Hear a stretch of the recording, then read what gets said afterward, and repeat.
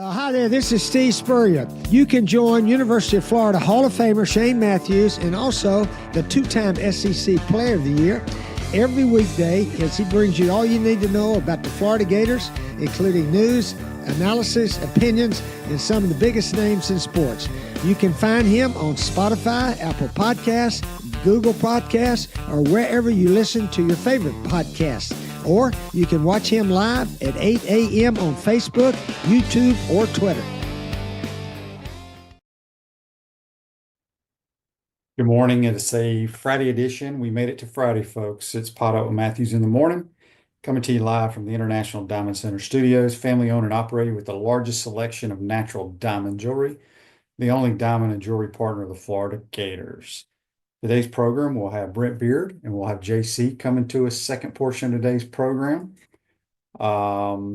Baseball cranks up tonight against the number one team, the Texas Longhorns in Austin, Texas. Big, important series out there.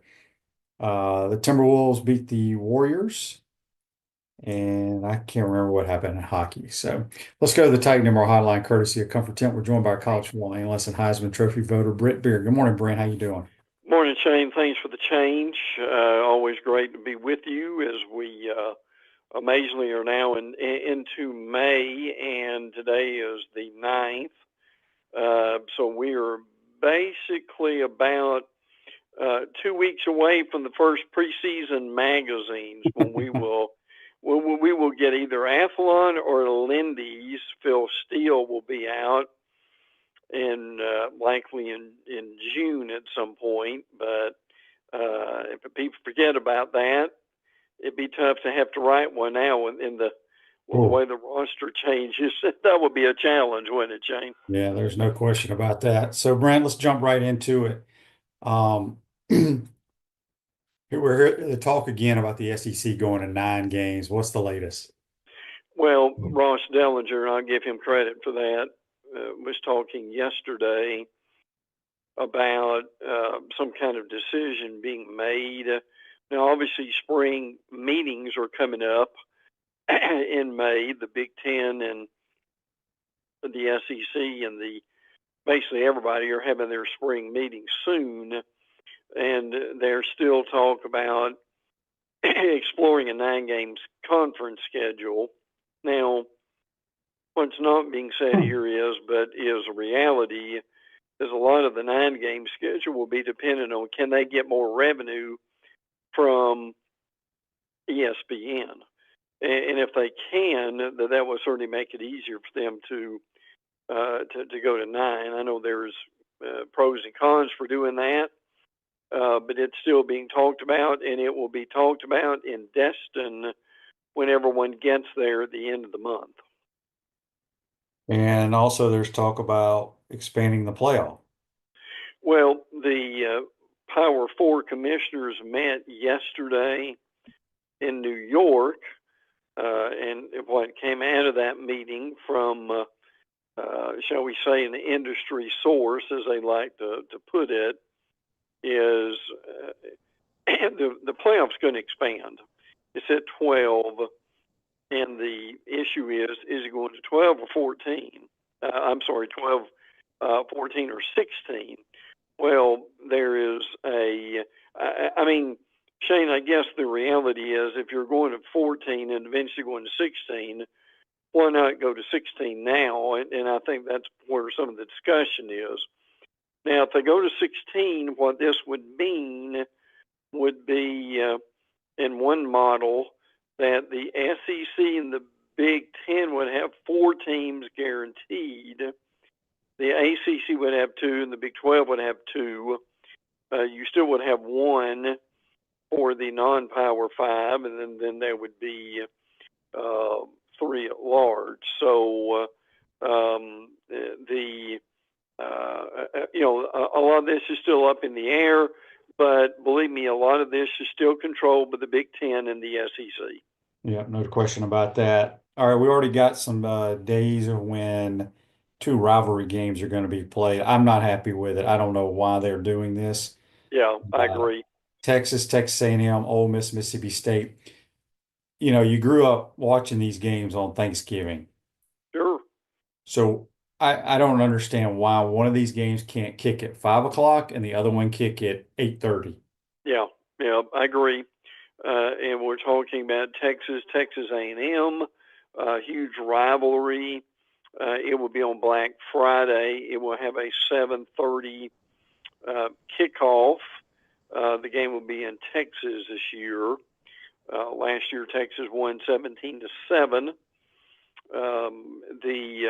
And probably the game that also has a lot of attention is Ole Miss and Mississippi State. Well, that's going to be at noon on Black Friday. Well, this is what's really bizarre. It's 11 o'clock there Yeah, that's right. Absolutely. on the day after Thanksgiving. Yes. It's just ruining that rivalry. That needs to be a night game because there's so much hatred there. Yes. But 11 a.m. kickoff just makes no sense to me at all. Nope, I agree with that totally. Really, this is a game that needs to be on Thanksgiving night. That's really what it needs to be. But I'm with you. But both those games should be on Thanksgiving. But unfortunately, it's been determined this year that they will both be on Black Friday. Yeah, Dan's question on Facebook Live brought to you by Mellon Law. What about Notre Dame? Do they get an automatic bid? Would they be considered one of the three at large in Yes. that scenario? Oh yeah. Oh yeah. Look, if Notre Dame is anywhere near being eligible, Notre Dame would get a bid. I mean, Notre Dame. Look, we all understand this. Notre Dame brings a ton of people. You're either for them or you're against them, and people are going to watch to either see them win or either see them lose. So, yes, if Notre Dame has the number of wins, they will, I think, have the strength of schedule. There will be a spot for Notre Dame. Yes. Oh, Tony on YouTube, brought to you by Quality Plumbing, wants to know, Brent, how does the new Pope feel about conference championship games? Yeah. Well, the new Pope has roots in Chicago. And make sure that everyone knows he is a White Sox fan. That's right. A Cubs fan. Yeah, you're correct. I've seen all kinds of reports that I think they just thought since he was from Chicago or lived there that he was a Cubs fan. No, Shane is right. He is a White Sox fan. So, but to the question, since he's from or has ties to Chicago, I think what that means is that's Big Ten country, so that's probably where he's leaning. Yeah, no question. I'm not Catholic, so has the Pope ever been to like a sporting event? That's a great question. I would surely think so at some point. I'm sure our listeners might know that. But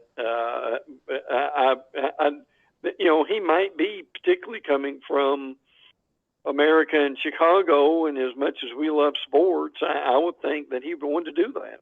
Yeah, that would be interesting to see if he shows up at like a White Sox game. He'll be the only person there. He very well may be. We wouldn't have to worry about any kind of security well, they might over there on the south side. Yeah. Brian's question, and I know you were going to touch on this, Brent, on Facebook Live, brought to you by Mellon Law. Brent, what are your thoughts on the Notre Dame Clemson 12-year series? That seems like an awfully long time. It does, doesn't it? Yeah, that was the next discussion point for Shane and I, was Clemson Notre Dame. The ACC wants to beef up their scheduling. And again, Clemson, we need to remember this, Clemson and FSU agreed to stay in the league. The new deal is going to be from 2026 to 2031. Well, with that, I still won't be surprised if Florida State and Clemson leave and go to another conference. So you've got a 5-year window that is going on, I guess a 6 if you include this year too. But Clemson and Notre Dame have announced and Shane's point, this is unusual. It's a 12-year scheduling agreement, but they've drawn this thing out longer than you would think. Now, Clemson obviously has games every year with South Carolina, They've also got a home and home with LSU in 25 and 26. They've got one in Georgia at 29, 30, 32, and 33, and Oklahoma in 35 and 36. So Clemson has a lot of series going on, and their strength of schedule is going to be very good, to say the least. So, but this is a big deal for the ACC. I think what is somewhat troubling here to me is, look, it's a good rivalry. Everybody will be excited about it when it comes around. But I guess, what does it say about the ACC that they've got to bring in, instead of their own rivalry within the league, to bring in someone else? And look, I know Notre Dame has got their agreement with the ACC, but they're still not officially an ACC member. And frankly, when Notre Dame can make money off games like this and series off this, Shane, the reality of this is too, why would Notre Dame ever want to be anything but independent when they've got series like this that they get into on a regular basis? Yeah, I agree with that. There's no question. There's no reason for them to even go to the conference. They're going to cater to them. Electronics World Integration and Design Specialist for smart home automation and entertainment. Affordable local installation service and support. electronicsworld.net. Mark says on YouTube, brought to you by Quality Plumbing. The Pope graduated from Villanova. He's probably a basketball fan. I wonder if I bet the Pope, I bet he didn't step foot into an arena when well, maybe he did. Maybe he was a Jay Wright fan back in the day, Jalen Brunson and those guys. But who knows? Brent, what else is going on with the portal and all that nonsense? Last week there was a meeting of the National Football Operations Organization in Dallas. There were two main things that they talked about, and there's a lot that goes on behind the scenes that we don't really sometimes find out about until it's close to being a done deal, or it is a done deal. But in this meeting, and there were several NCAA officials in the meeting, they talked about two things. One was they wanted to get representation, in other words, an agent, for these players to have some kind of, and look, I think this is a good thing, is to come up with a way for these people to be certified. A lot of these players are getting a lot of bad advice because their father, brother, cousin, uncle wants to represent them. But the smarter players are going in with representation that has been certified, and that does make a difference. Now, to the portal quickly, there is also discussion about really just having the portal. Right now, we've got two time periods for the portal. We've got the winter time period, and we've got the spring. The spring came like April the 16th, right in the middle of the spring games. That's one of the reasons we didn't see a lot of spring games. There's talk about getting rid of the spring portal and just having one of them, which probably is not a bad idea at all. So, so when you have it, well, there's late April or May. There's also just having or maybe having it later, or again, as we've talked, just getting rid of it. Now, nothing's been decided, but and the other thing they're talking about maybe doing is, instead of having your 15 practices, is having a NFL OTA-like deal, where you could practice in April, May, or June, and maybe even have a practice game again some way, so the fans could see. So, Shane, there are a lot of ideas out there. Nothing's set yet, but I'm glad they're at least dealing with it right now. Yeah, no question. All right, let's go around the league. What's going on in Tuscaloosa? I think still a lot of excitement about the group that's coming back a lot of emphasis on who the quarterback's going to be. We think that's going to be Ty Simpson, but Austin Mack and Keelan Russell, who's a freshman, they did stay. So I think that's a good thing for Alabama. A lot of excitement, too, about their defense. Most of that defense returns, and they've got guys like L.T. Overton and Tim Keenan up front, so they're happy about that. So, again, right now, the magazines are coming out. People are excited about the fall, and it's kind of like spring in baseball. Everybody's undefeated and looking to have a great year. Yeah. I'm gonna skip over Arkansas. We've kind of talked about them. It's all about their Yeah. quarterback coming back, Taylor Green. But again, I was discussing with some people, or maybe I was on some other people's shows, I think it was, all over the country. A lot of people are excited about the Auburn Tigers. What do you think, Brent? Well, now defensively, last year they were in the top 30 in several categories: rushing yards, carries allowed, yards, plays allowed. I won't go into all of it, but they were pretty solid. And they've been going in the portal, and they've done a good job in filling some gaps. Now look, they will be really good. I think at wide receiver, there are a lot of questions about running back. And again, defensively, Keldrick Falk is really good at defensive end. Jay Crawford, Caleb Harris, Kalen Lee in the secondary is going to be interesting. DJ Durkin, by the way, is he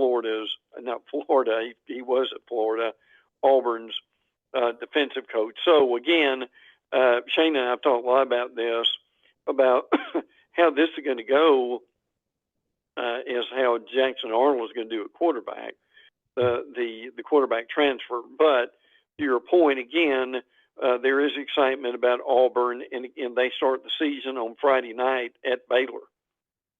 Yeah, I'm anxious to see how they do. When you mentioned not sure about the running back position, it just doesn't make any sense when you think of the Auburn Tigers not having a running back. It really is. What's the latest on Hugh Freeze with his cancer and everything? Do you know, Brent? It came out maybe 2 or 3 weeks ago that Freeze was asked about this, and he said that it was slow growing, and he could either have something done now, or his medical people have told him he could actually even wait till the season's over. So again, not sure what he's going to do with that, but he said he's doing okay, getting treatment, doing what he can. So, so those are the two things that will kind of be determined as far as when he wants to. And I'm guessing that may have something to do with surgery. He didn't go into detail about it, or treatment one, so we will see. Yeah. The Mighty Gators, what's going on in Gainesville? Well, I think everybody knows. I know you've covered the Dijon Johnson situation and how that will end up going through the court and the legal system.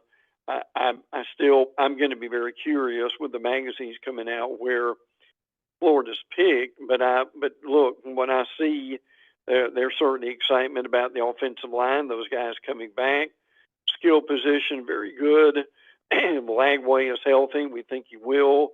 They'll be very good there. And I think there's some excitement about where the defense is. So, and I'm curious your take on this, but I mean, they'll be a top 20 team. I do think so. They're in the best league, or certainly one of the best leagues in the country. So I think the preseason magazines will be very kind to Florida. The Georgia Bulldogs got a 5-star quarterback commit. They did, and that was just a few days ago. Jared Curtis from Nashville Christian is committed to Georgia. That was a Georgia-Oregon battle, and Georgia won it. Georgia still is really able to recruit well. So that's one thing that is encouraging Georgia's defense. Even with all the trouble they had last year, their scoring defense was still number 7 Well, this is actually in the SEC, so that's down a bit for them. But before then, it was like number one, number one, number one, number two, number one. So, yeah, it was a worse scoring defense during Kirby Smart, but I think they will be better certainly this coming season. Yeah, Buck's question for you on the Facebook Live brought to you by Mel Law. He'd love to hear your opinion on who you think has the best receiver room in the league. Says the Gators have a good group, probably the best that he can remember at UF in a while. I tell you what, it may be LSU, which kind of leads us into them. They've had some really good transfers. Nick Anderson comes over from Oklahoma.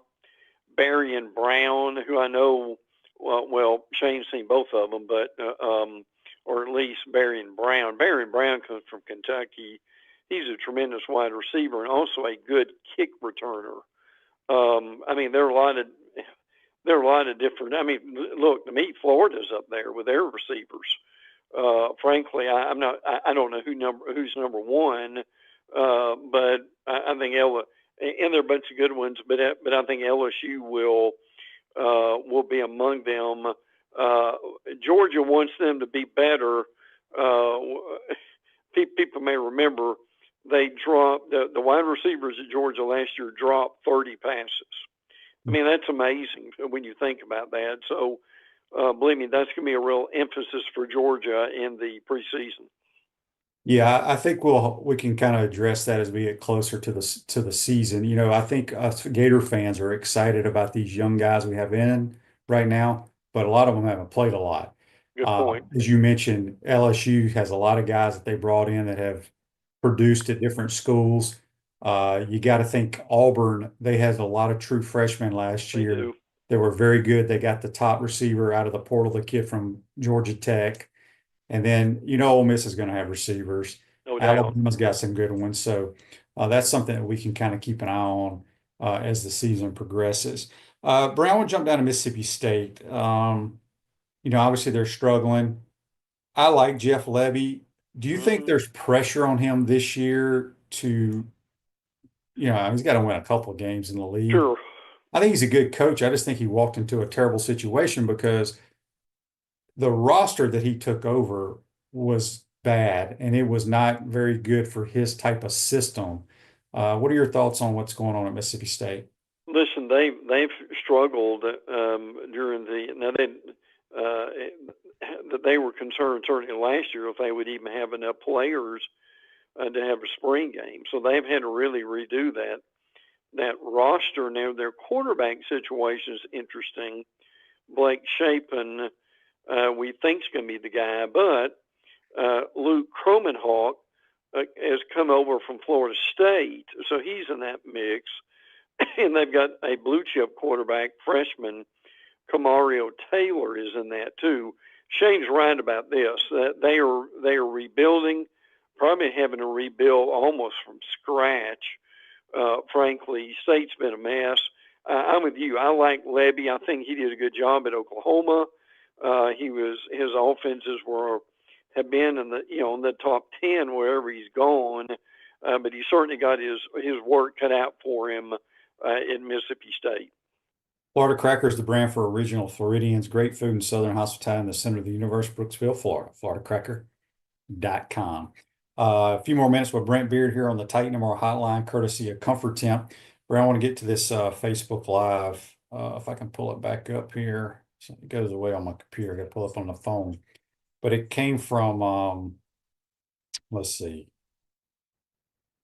Here it is. Brian says on Facebook Live, brought to you by Mellon Law. Speaking of LSU, Brent, why do you think they're getting so much love right now? All the preseason talk has them top 5 or top 10. It seems like the same thing every year, but they never produce those results. Well, that's a great point. The reason they're getting so much love is they've got the number one transfer class in America. And and by the way, Jack Pyburn is one of those transfers who comes over from Florida. Now, Patrick Payton came over from FSU as an edge rusher. But, I mean, the point's well taken. There's pressure on Brian Kelly. There's got to be. And another thing that's going on, and I believe they open at Clemson, they have not won an opener in about 6 years. It's 5 or 6 years. So, I mean, they've lost to USC, they've lost to Florida State. So, but I think at some point, I mean, you know, they've got to produce and they've got to make it work, really. So, I would agree. I think it's a crucial year for them, and we all know they've got one of the better quarterbacks anywhere, and Garrett Nussmeier. By the way, at LSU, Michael Van Buren, you remember him? Is he there? Yeah, I didn't know. yeah, as the backup. That's where he ended up. So that's kind of interesting. But yes, everybody thinks every year, and I get it. As Shane said, and it's right, LSU always has dudes, and they've got athletes, but they haven't always won, have they, Shane? No, they haven't, but I think they're getting a lot of love because of Garrett Nussmeier, probably. Brett, before we get to the ACC, we kind of discussed there a lot of these teams, but to me, the closer we get to media days, the three teams to me that I'm intrigued by in the Southeastern Conference to see, do they turn the page? It's Auburn's one, because I think the quarterback's going to make a difference, and I think they got some dudes now on offense, and I think they're going to be pretty good defensively. Oklahoma's number two, because I like Venables is a great defensive mind. He's taken over the defense, and they brought in a quarterback that can throw it, and he's familiar with the system because it's his OC from Washington State. The other one is the Gators, obviously. I think those three teams are the ones that kind of intrigue me going into the all season. But what's interesting is Ole Miss, I don't know if people saw this, Austin Simmons is slated to start, but they got a transfer quarterback from a Division II national champion. Yeah, Trinidad Chambliss is who we're talking about. He's from Ferris State. Look, I don't care what level it is, when you win a national championship, you've got something going and on the ball, and so they're bringing this guy in, and the good thing is Lane will play him from time to time, and just to be able to get him ready. So yes, but again, to me, where Lane has grown up the most is defensively, and the Golding, the defensive coordinator from Alabama, continues to do a good job. And see, this if we go to a 16-team playoff, the Ole Misses of the world are getting in the playoff. And Shane, it would be fascinating, would it not, to see how Lane would do in the playoffs, knowing that they're in and they're motivated. I think that would be incredible. Yes, yeah, I agree. Franklin's question on YouTube, brought to you by Quality Plum. Brent, do you have any updates on Miami or Carson Beck? Well, he's throwing. They're being rather gingerly with him, but at the same time, he actually was on the field shortly, either at the end of spring practice or afterwards. He went in the spring game, but they are trying to get him some work, and they think he's on track and that he is going to be okay for the season. And as Shane says, all that matters is you're ready in August, and believe he will be. Their offensive line is supposed to be really good. Now, they did lose Xavier Restapro, who set a lot of records for them. Reuben Bain on the defensive end is back. Yeah, remember, he was hurt. Shane, he was hurt, like the second play of the Florida game, and never really played much at all the rest of the season.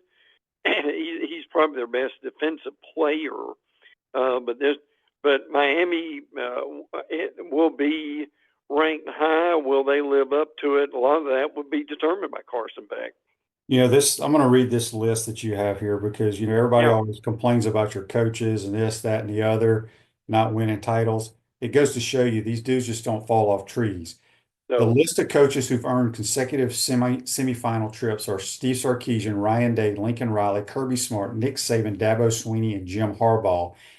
And only Sarkisian, Day, Swinney, and Smart are the only coaches that are still coaching at those schools. Yeah, So that goes to show you it's hard, it and is. you have to be an elite type coach and find a way to get there.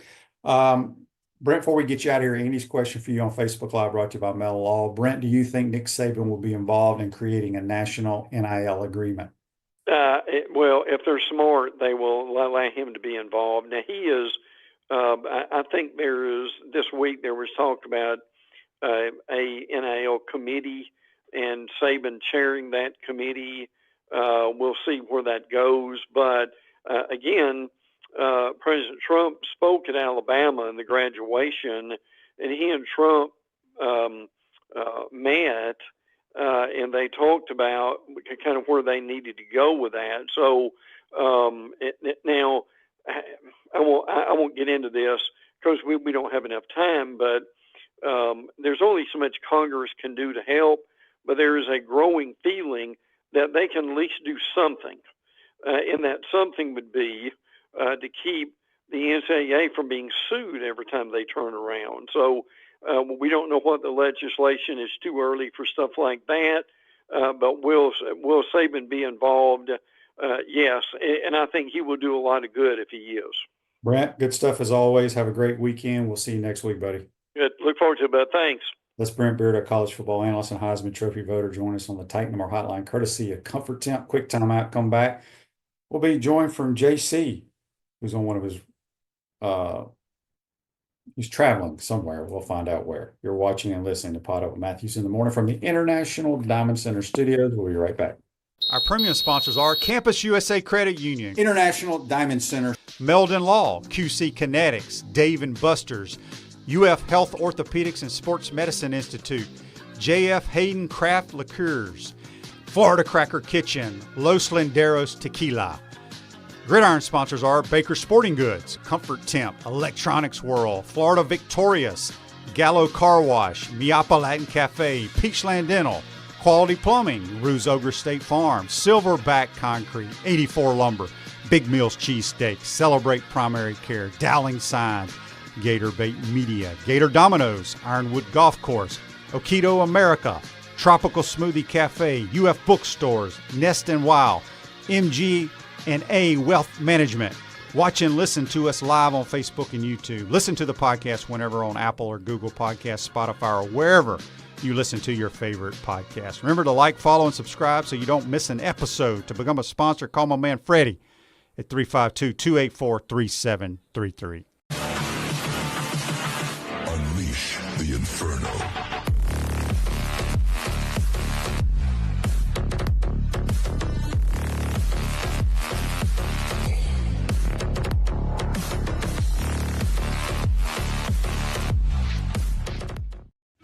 The most important thing I learned from my father was work ethic and integrity. Never veer away from integrity, even if it costs you money.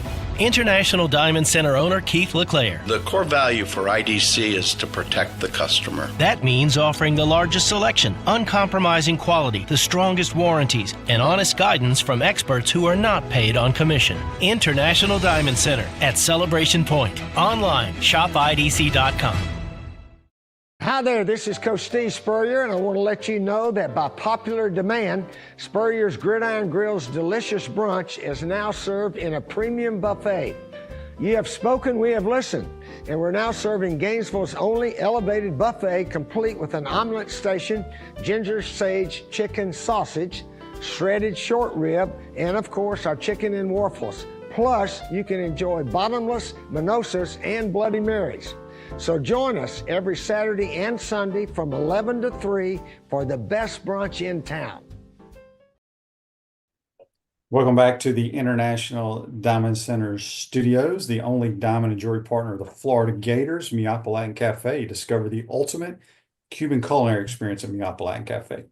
5 locations in Gainesville and Alachua, never far from the best Cuban food north of Miami. Back to the Titan More Hotline, courtesy of Comfort Temp. We're going to go way out west to the Rockies, where JC is in his hotel room He's Yes, going sir. to watch the Padres and the Rockies play.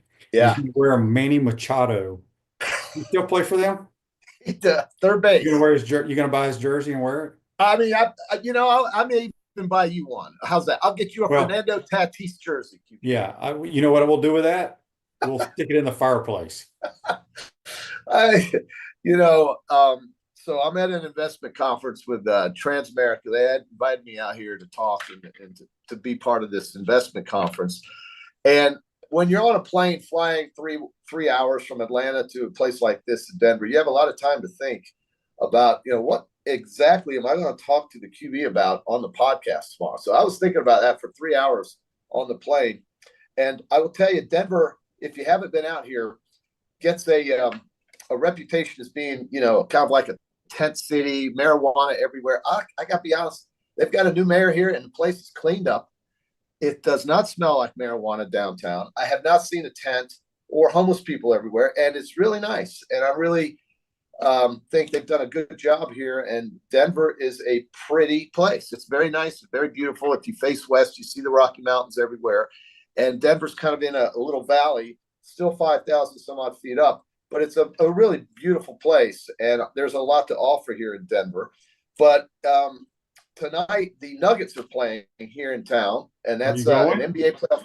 Well, I wasn't offered a ticket or anything, and I'm going to do the baseball game, but the Nuggets will be playing, and they'll have it on the TVs, I'm sure, at Coors Field, because nobody's really watching the Rockies these days. They're the worst team in baseball. They are projected to lose 133 games, QB. Think about that. They play 160 some odd games, and this team has thought that they're about to lose 133 games. It's a minor league baseball team, and not even a very good minor league baseball team. They need to bring Todd Walker and Dante Bichette back. Todd Helton. Yeah. Todd Helton. Todd Walker, Todd Helton. Yeah, you can bring Todd Walker if you want, but Todd Helton should show up also because that guy could hit. He was a Tennessee quarterback. And he was one of the greatest hitters they've ever had here. Hall of Famer, really, if you think about it. All right, JC, go ahead. Finish your story. Well, I was just saying, on the plane, I was thinking about a couple things. And the first thing I thought about was, where will the Gator baseball team end up in the regionals? And I came up with a regional that I think sounds really cool.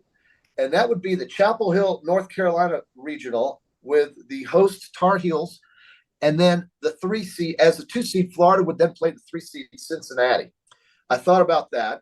I don't know if that's going to happen, but that's my prediction. They'll play as a 2 seed in the Chapel Hill regional, still have business to tend to at Texas and at home against Alabama before that regional. North Carolina will be something like an 8 seed, an overall seed. And who knows? It's a much different conversation than we were having 2 weeks ago about this team. Carolina, I've been to their ballpark. Cool little ballpark. Beautiful place. Maybe the best baseball uniforms in the business. So at least you have good scenery there. We'll see if it happens. Jimmy's question on YouTube brought to you by Quality Plumbing for you, JC. What do you think of the new Pope? You are Catholic, right? Yeah. So I am very much so. It's amazing. They had a betting line out there on who would be Pope, and nobody. He was nowhere to be found. He was the field. He was part of the field bet. You could have gotten 4-1 odds on the Pope as part of the field bet, meaning everyone else other than the favorites. First American Pope in history. How about that? Yeah. So he calls himself Leo the 14th. So the white smoke has come out. Catholics. I don't understand that. You're going to somebody have to explain that to me at a later date. Why would he just maybe Pope Robert? Well, the conclave has these cardinals, and they go in there and they start voting. It's kind of like the CFP football committee in Dallas. I understand that, but JC, it'd be like you changing your name. I don't understand it. Oh, you're talking about the names, yeah.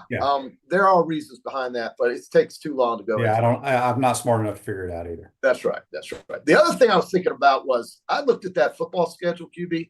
I don't see any reason why this team can't go off 6 straight wins. 6 wins, maybe 5-1 to get started. I look at this team from New York coming here. Then you've got the South Florida Bulls coming here. That's 2-0. All right, you have to go to Baton Rouge, one of your favorite places to go to. That's the first road game, and then follow that with a trip to Miami.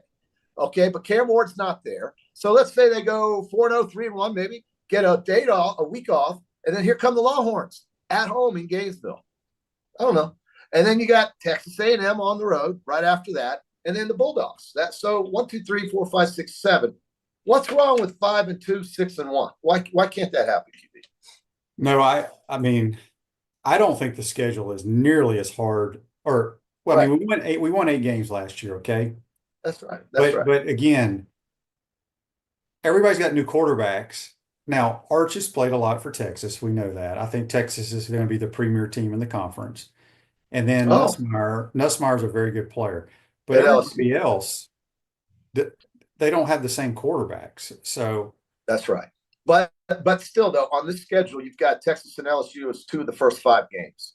yeah. One on the road, one here.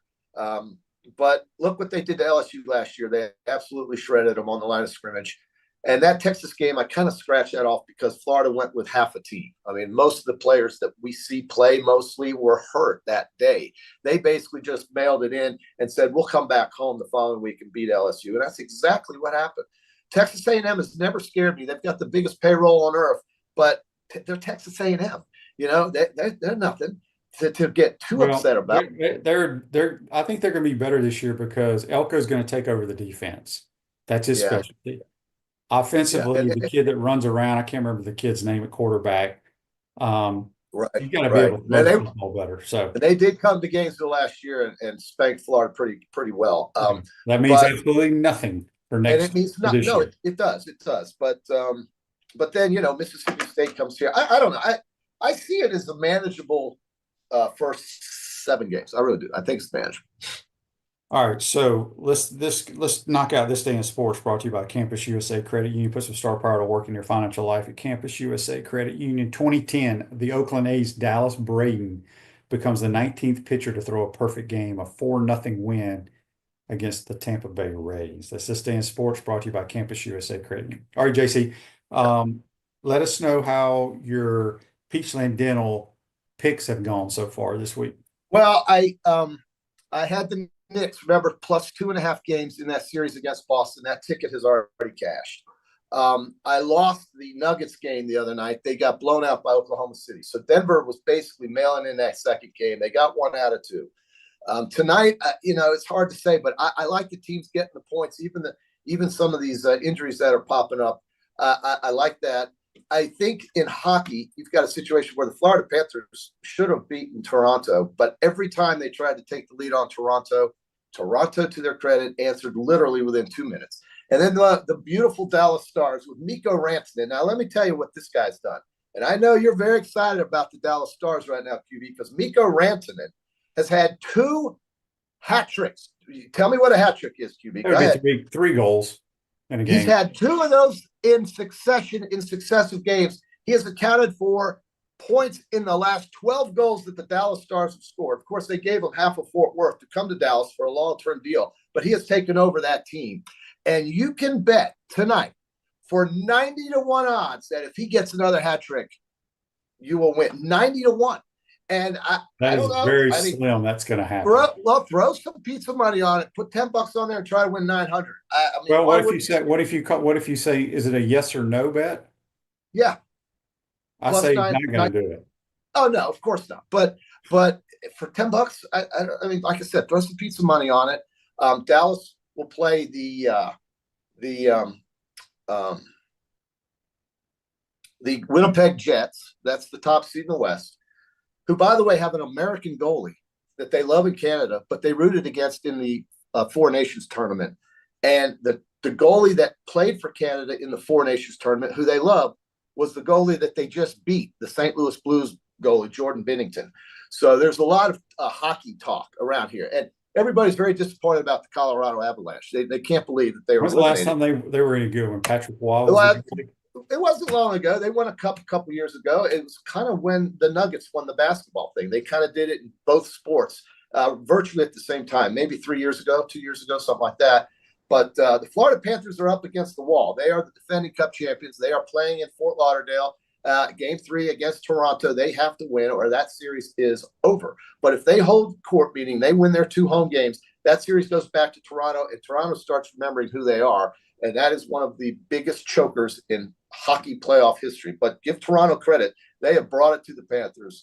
and they're getting goaltending out of a backup goalie who used to play for the actually, the goalie that got hurt used to play for the Panthers last year. He's not playing. That's Stolars. They've got Jacob Wall, I think is his name, Wall or something, and he is a Wall right now. So God bless the Maple Leafs for hanging in there. We have a viewer named JLB on this podcast that watches us from Toronto and comes in with his Maple Leaf fanfare. So JLB, you're rolling right now. But there's still 2 games to win in this series. You have to win 4. And we'll see if the Panthers can respond. But they have to, otherwise that series is probably over. Okay, well, we're going to get some Peachland Dental, Gator Nation's #1 choice for dentistry in Port Charlotte and surrounding areas. Go visit them at peachlanddental.com. We're going to get your picks for tonight's games in the NBA.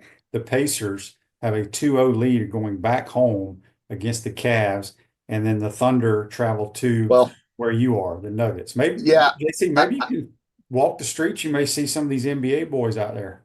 Yeah, well, the Nuggets are a big deal here. They really are. Best center in the world playing for them. An MVP guy, Nikola Jokic. I think Denver at home gets it done. I do. I don't know if Oklahoma City's ready to win yet, but if they play like they did the other night in Game 2 and Denver packs it in, that series will go 5 and be done. So I'm going to take Denver. I like I think Cleveland's problem is the injury front is too much. Donovan Mitchell can't beat the Pacers by himself. I got to say, Indiana looks like the play here. At home, in that barn in Indianapolis, it's really surprising to me how well they've done. But Cleveland is hurt. They're injured. You're missing 3 guys, basically. So I like the Pacers. And then in hockey tonight, big win last night for Edmonton. Big win. The Oilers they look with Connor McDavid and Draisaitl and, Eric Bouchard, they're going to be hard to beat. But Dallas with Rantanen can beat anybody. So we're going to take the Panthers to get back in that series against Toronto. And not really sure about what I'm going to do. Washington last night, big win for the Capitals. So the playoffs are alive and well. I'm in a playoff city. And I like it. Transamerica, thank you guys for having me over here. It's great.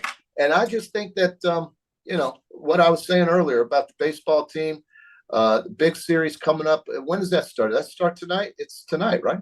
What game? The baseball Yeah, team? it's tonight. At Texas. Yeah.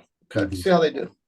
So I was going to recap our truest golf picks. How am I doing in that? I didn't. You're see the doing first very one. well because they shot Keith Mitchell, Kashmir Keith leads the tournament. He shot 9 under yesterday. They're tearing this place alive. He is It's so short. It's I'm telling you, I need to get in the golf business of taking care of these guys in the tournament. what do you mean taking care of them? How We're would not you making them struggle. make them struggle? Yeah. Grow some rough. Yeah. I don't know why they make it so damn easy. Well, 7,000 yards for these guys is pitch and putt. It's pitch and Yeah.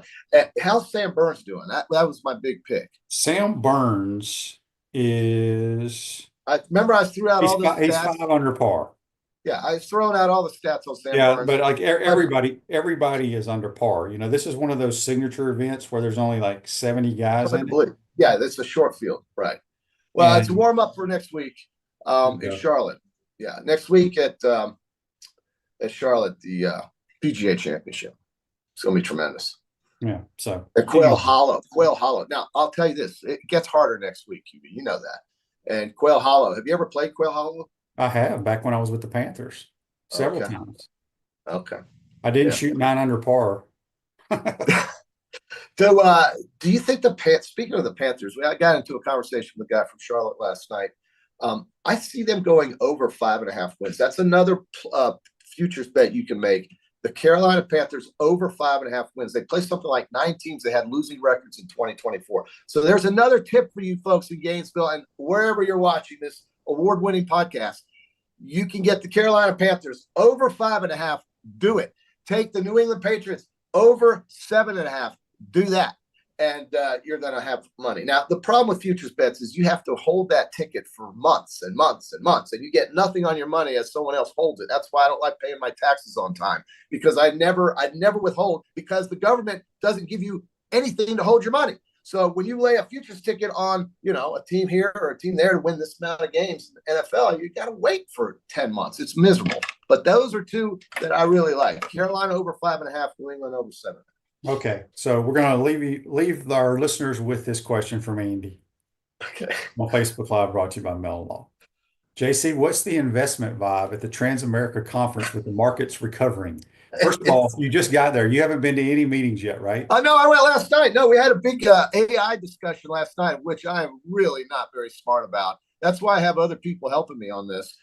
It's very, very interesting. The investment vibe is tremendous. They cut a deal with Britain yesterday, the United Kingdom, on trade. There's going to be more coming. And I think April will show maybe one of the best buying opportunities we could have had in years. And the bond market is not selling off. So as long as the bond market doesn't sell off and the stock market doesn't sell off, you're going to make money. You're going to do well. You just have to be patient. But start buying. Call me on Monday, folks. Call me on Monday, and we will start buying because the bond market is not selling off. That's the biggest news I can bring, is that everybody here is optimistic that the bond market is not. There's no credit issues like we had during the great financial crisis. How's that for some investment? Free Great. Investment advice.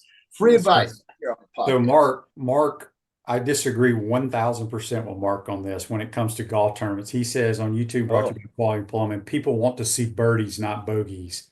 No, I disagree with that. So no, you got to see these guys get challenged. Now, Mark, listen, you may like what you like, Mark, and there's nothing wrong with that, but you can't tell me that it was riveting television watching Scotty Scheffler go 32 under par, whatever the hell it was. Yeah, that's not very good. That's kind of boring. Yeah, if these guys are so good, they are so the good. average golf course, they're going to destroy. You have to make it difficult. Well, and your thing is the rough. You think that the rough is the key to making these guys struggle. And it is. The rough is the key. You can't control your golf ball out of it. That's right. You don't know how it's going to jump, or is it, so if you what kind of lie you're going to get? You grow the rough and you shrink the fairways and your greens are firm and fast, there you go.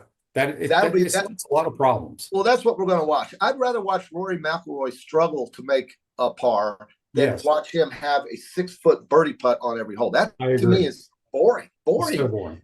Yeah, but I mean, don't you want to see these guys who are the best in the world at what they do? There's 125 of them on tour. That's amazing when you think about it. We have billions of people who play golf, and 125 of these guys are making real livings playing the game. I want to see them challenged. I want to see how they do when they are in situations that we are often in, QB. Maybe not as much as maybe more than we want to be, but I want to see how these guys battle up, shots that require an up and in, down a slope, on a tight pin with a fast green behind the pin. I want to see how they make those shots. That's to me is a hell of a lot more fun than watching a guy stick one, from 145 out to 6 feet. I ain't make surprise. He's now 17 under par here on the 4th hole. Yeah. Certified Concrete builds firm foundations for generations. You stand on it, we stand by it. That is JC. Speaking of golf, real quick, Hawkstone Golf and Country Club was hosting a United States Open qualifier yesterday, and Coach J.C. Deacon of the Florida Gators, who is bringing his team out to Bremerton, Washington, which is still far away from here, but it's near Seattle. I actually talked to somebody from Washington State last night. He knows exactly where they're playing. Golden Eagle something course. Anyway, J.C. Deacon had Matt Kress and I think Poulter out there at the Hawkstone. Poulter won it. Yes. So my oldest son, that's what I was going to say. My oldest son went out there to watch that, and he was just amazed at how skilled these guys are. We're talking about college golfers now. Yeah. The skill level of these kids is unbelievable. I said, Jack, you're much older than these kids, and look at what they're doing to that golf ball. He says the way they hit that damn thing. And so he actually talked to J.C. Deacon yesterday, my son. And they are just riding high. If you would ever come out to a real golf, I know, you would see how these boys hit it. He's a big every day. I will. I have to come out to see JC. I really love watching the Gator golf team. I think it's one of the most clutch teams we have at the University of Florida, with the way they play the game, with what he's able to do with that rather medial facility that they have. The players that he can command to come here is just a testament to what he's done as coach of the Gators. His record speaks for itself, and they're bringing some kids up to Washington, and Crest and Poulter and the rest of them. It's just tremendous, and I just, hey man, good for you, Poulter. I think it's great when somebody who killed the United States in the Ryder Cup sent his kid to Florida. I think that's awesome. And his dad's on the Live Tour. Well, his dad's on the Live Tour, but his dad was just murdering people in the Ryder Cup. And now here he is playing at the University of Florida. I couldn't be more excited for him. And I think Gator fans should really get excited about golf. It's kind of hard to watch because of the distribution, but the Golf Channel will have this on, and just follow follow what we got here. It's really good stuff. All right, JC, we appreciate it. Go get your continental breakfast. No, I'm getting eggs. I'm getting bacon, sausage. I'm going to protein up today, baby. All right. That's JC joining us on the Titan so Hotline. It's Comfort Channel. So early here. Injuries occur whenever and however, and it's never convenient for sprains, strains, and minor fractures. UF Health Orthocare makes it convenient for you 7 days a week, including evenings, and walk-ins are welcome. That's UF Health Orthopedics and Sports Medicine Institute. Have a great weekend. We'll see you on Monday, folks. Take care. See you Monday.